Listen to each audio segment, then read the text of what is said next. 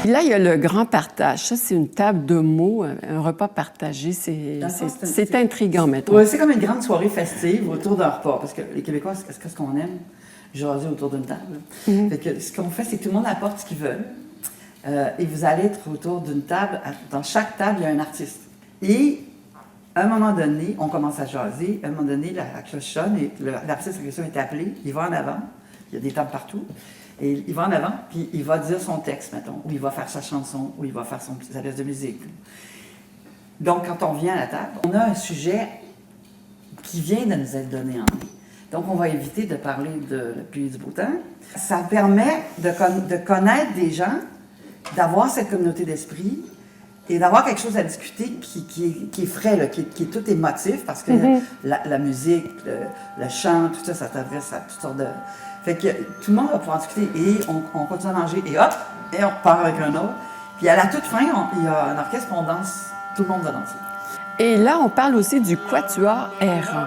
C'est des artistes qui jouent des instruments du Moyen-Âge, ça va être le concert, là, avec des instruments qu'on ne voit plus, que seuls eux savent jouer, jusqu'à des instruments numériques. Là, parce qu'eux, ils savent tout jouer. On a fait partout crier que chacun... Oui, il mêle l'ancien et le moderne d'une façon tout loin incroyable, sur l'évolution aussi de la musique en cours de route aussi.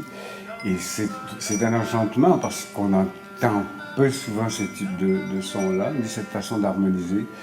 On l'a fait quelques fois de façon plus réduite à un moment donné, puis ça a été des soirées absolument formidables avec eux.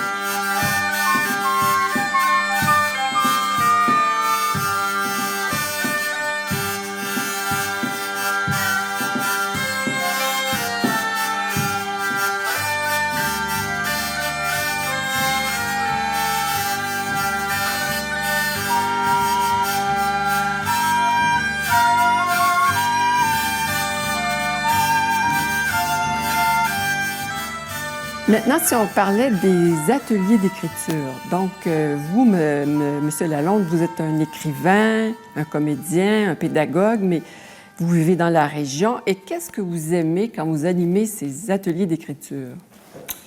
En fait, je fais ça parce que ce qu'on a besoin d'obtenir quand on écrit, c'est une certaine forme de permission de faire ce qu'on a vraiment envie de faire. Mais la première chose, c'est la transmission aussi et le travail en commun, parce que le travail d'écriture est un travail solitaire. Donc, il est facile de douter, de s'arrêter, de ne pas trouver de méthode de travail pour continuer. C'est facile de mépriser même un peu ce qu'on fait, ou de se dire je devrais être... Bon, alors, toutes les questions qu'on se pose sont des questions auxquelles on réfère continuellement pendant le travail. Moi, je pars strictement de ce qu'ils veulent faire, de ce qu'ils ont envie de faire, et non pas d'une méthode de comment travailler. À partir du moment où on a fait un premier atelier, où on commence à développer quelque chose, ben j'essaie de donner suite. Il y a un autre atelier où on peut poursuivre davantage, aller un petit peu plus loin, ceux qui veulent, puis on va se rendre jusqu'à la possibilité de peut-être avoir une première version de quelque chose, si l'assiduité est là, si les gens ont envie de le faire, mais toujours à partir de ce qu'ils veulent faire. On arrive à de très bons résultats, en général, d'ailleurs, depuis le début. Il y a des gens qui trouvent qu'on ne peut pas apprendre à écrire. Je dis non, je ne leur apprends pas à écrire, je leur apprends à continuer de ce qu'ils ont commencé à faire. On est dans l'essence encore de Art Culture Massaweppi. Bien, merci de votre générosité et aussi de nous offrir toutes ces possibilités artistiques. Ça fait un plaisir.